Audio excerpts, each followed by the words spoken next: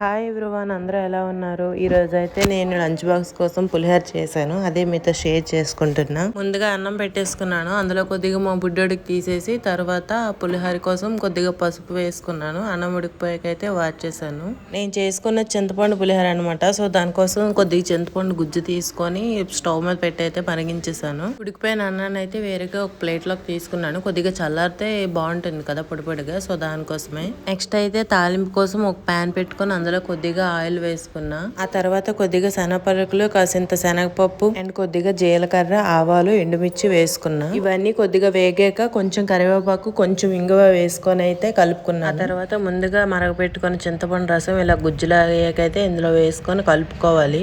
మరీ ఫాస్ట్ గా కలిపొద్దు, అన్నం మెత్తగా అయిపోతుంది. చింతపండు రసం అన్నంకి నీట్ గా పట్టించాకైతే ముందుగా తాలింపు వేసుకుంది ఇందులో వేసేసి కలిపేయడమే. అంతే సింపుల్ గా ఈజీగా చింతపండు పులిహోర అయితే రెడీ అయిపోతుంది. Thank you for watching. Bye bye.